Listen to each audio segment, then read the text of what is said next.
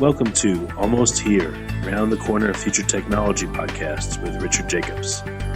Future technologies poised to transform our lives for better or worse are the focus of this podcast. Almost here means these technologies are now here and starting to be used, or just around the corner, from Bitcoin to artificial intelligence, 3D printing, blockchain, virtual reality, and more. Hello, this is Richard Jacobs with the Future Tech Podcast. My guest is Jonathan Smalley. He's the CEO and founder of a company called Yaguara. The website is Yaguara, YAGUARA.co. So how you doing, Jonathan? I'm doing great, Rich. How are you, man? Good. Yeah, tell me about Yaguara. It sounds like a creature from the Amazon jungle. What's the premise of the company? Yeah, well, you hit the name right on. It's based on Jaguar. I guess we always talk to people about how we landed on the name. Originally, we had kind of other names in mind and kept running into trademark issues, and just kind of got to a point where we need to come up with something that works.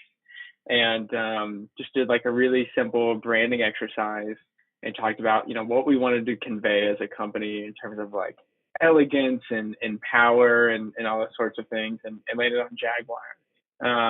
And long story short, my wife speaks Portuguese and lived in Brazil for a while, and it's like the Indian tribal name for a jaguar in Brazil. So really roundabout way of getting to a name that we're now like big fans of. But yeah, to answer your question, Yaguara, I guess one of the easiest ways to think about it is essentially like a fitness tracker for your business. And so what we do is we help companies tie their real-time data into their goals. And we do that. I kind of do a couple of things. So one is just to be able to measure, your progress towards those goals in real time. Two is we do some cool predictive stuff on the back end to do forecasting sessions and show you, if you've got a goal for this quarter, say in net sales, we show you based on your historical performance and your current progress, where you're likely to end up at the end of that time period and what your projected progress is towards that. And then we kind of, again, use that simple paradigm of goals is our methodology to be able to give you insights and recommendations, which could be anything from like an anomaly detection to kind of servicing like leading indicators. So again, in that net sales example, maybe we'll tell you, hey, Facebook is the place where you can most efficiently acquire customers based on what we're seeing across all of your data. So that's kind of the high-level overview of the platform as it exists today. Well, it sounds like you can do a lot of things. What's the focus of the play? Is it more for, is my marketing working? Am I using the right channels, or is it just a custom dashboard solution? I mean, what's it look like? Yeah, it's what we call a growth management platform. So really everything is centered around helping companies achieve their growth goals. So we talk a lot about what, where, and how, which is what are we trying to accomplish as an organization? Where does each individual fit into that, and how can they be doing that better? And so generally we'll start in, we have like a land and expand model. So we'll start inside of like a head of e-commerce, head of marketing, head of growth, and we'll start in one or two departments, and then we expand from there. So the cool thing for us is we help companies both qualitatively and quantitatively work better together. And so it's not one specific use case. The use case is just operating better on a daily basis using data, driving transparency, driving alignment and empowerment of your team, all the while using that real-time data to make better decisions faster in order to hit your growth goals. So what are some examples of, you don't have to say the company, but maybe some case studies, companies you work with, and what does your data help them do? Yeah. This is one of my favorite stories, and it was like kind of a big moment for us. It was like 6 months ago, and always in the early stage of a startup, you're just like completely focused on product market fit all the time, and just iterating really quickly on the product. And I remember the day we had a company. Right now we're focused on e-commerce customers alone, and so one of our larger users, they had a goal set for a certain number of new customers acquired. They had a goal set for net sales this was in Q2.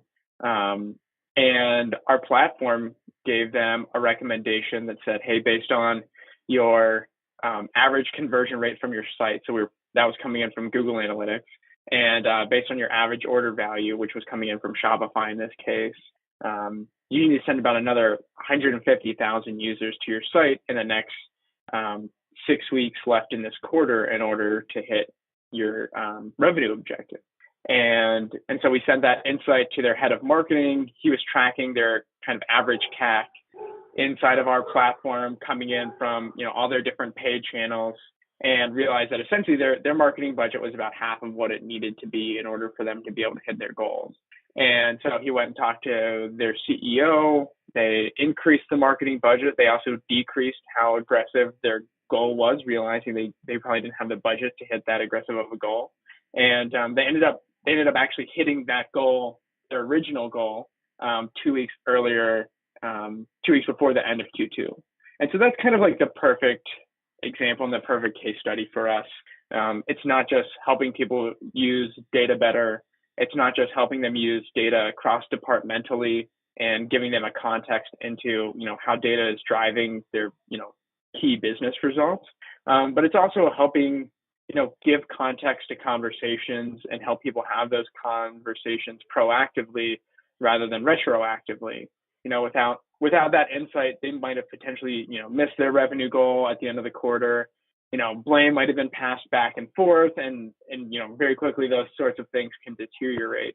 And so that's one of the things that we think is really special about the platform, is it's not just helping companies, hit those qualitative metrics, but it's giving our customers a platform where they can communicate really clearly and transparently and proactively, again, to improve both their quantitative and their qualitative outcomes. Okay. What kind of companies are the best candidates for your product, and which ones are maybe not there yet or not in the right industry for you? Yeah. So right now we're completely focused on e-commerce companies, generally more like mid-market e-com companies, 20 to 25 up to around 200 million GMV is kind of a sweet spot for us right now. And that's just largely due to our suite of integrations that we offer right now. So we're focused on e-commerce. We're focused on continuing to scale upstream and add more integrations to the platform so we can service more companies inside of e-commerce as a whole. And then beginning of 2019, we're really excited. We're going to be rolling out some new paid pilots inside of new market segments. And we're excited about that, to be able to start working with companies outside of just e-commerce and providing our value to a whole new market segment. What's going to be the next latest and greatest stuff that's coming from your platform in the next 6 months or a year? What lies ahead? Yeah, I think there's some stuff we're really excited about in the short term. We're building out a lot of, kind of from a content perspective, we're building out a lot of templates that our users can start with. And it's really exciting to be able to see the time to value for our customers continue to be shorter and shorter, and just kind of see that aha moment now. And as little as like 10 or 15 minutes post onboarding, we're able to start giving some real value there. So increased templates like that, where there's some new modules of the platform we're working on rolling out, which I probably can't talk about right now, but some really exciting things coming down the pipeline in terms of, like I said, adding some new modules onto the platform, just continuing to improve and own helping companies improve their daily operations. And then kind of the last piece is our recommendation engine. We're currently adding new types of insights and recommendations to that, as well as just improving those algorithms. We're also working on kind of the machine learning architecture behind that, and that's constantly improving as we have more companies come on board the platform. It's kind of a network effect where the more companies we have on board and the more data across our platform, the better and faster we're able to give insights. So a lot of exciting stuff coming up for us. Okay, very interesting. What are some of the parameters you think that companies need the most help with, whether they believe so or not? I honestly, a big thing is just like using some type of goal setting framework. A lot of companies, obviously, like you've got quarterly and annual goals, And a lot of times it's all measured completely retroactively. You're kind of scrambling at the end of a time period to put those numbers together, to communicate around those. And then, at the end of one of those time periods, you start looking into why didn't we do well? You even forget certain metrics that you're tracking. And so a big thing is companies who actually set and track their goals during the time period for those goals. Just by doing that, you're 90% more likely to achieve those desired outcomes. And so a big thing that we talk about is kind of whatever framework you use, the important thing is to start doing something. And so I think at baseline, like that's it. Start doing something, start tracking your goals. Obviously, we think the best way to do that is with real-time data. And specifically, if you can have some insight into future performance, all the better. But again, the best place to get started is just by doing something. Okay. Well, very good. So what's the best way for people to find out more about Yaguara and, to engage with you? I don't know if there's different levels of the product or if it's a customized solution, but how can they find out more? Yeah. So obviously our marketing site, Yaguara.co. In terms of pricing, one of the things for us, as obviously we're a young company and we've started other companies and understand what it's like to be a small company or a small team. You can get started for as low as $250 a month. So we really wanted that to be accessible, so you could start low and we could really scale with you. So you can get started really cheap. You can get started no credit card required. Just hook up a few integrations and start creating your objectives and key results. And really, it's as easy as that. You can also, we have a Slack community that you can join and be a part of. Got a lot of good content on the site, so you can learn more about why we think this space is so exciting.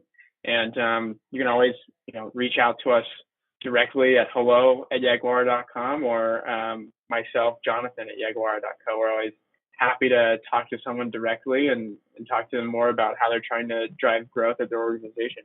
Well, that's great. Well, Jonathan, I appreciate coming on the podcast.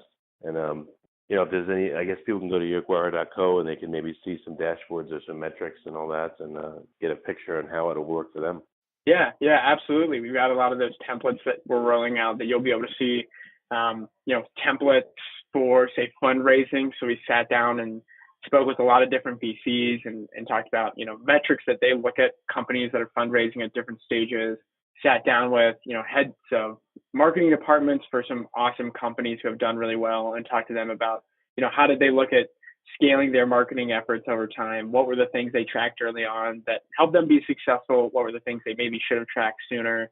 So a lot of good content like that that'll be coming out that people can learn not only more about the platform and what we're doing at Yaguara, but just kind of more about in general how they can be using data more proactively to drive growth. Well, very good. Well, thank you. I appreciate you coming on the podcast. Yeah, thanks so much. You have been listening to Almost Here, Around the Corner Future Technology podcast with Richard Jacobs. Subscribe to this podcast, post a review to discover more future technologies that are poised to transform our lives for better or worse, such as Bitcoin, artificial intelligence, 3D printing, blockchain, virtual reality, and more.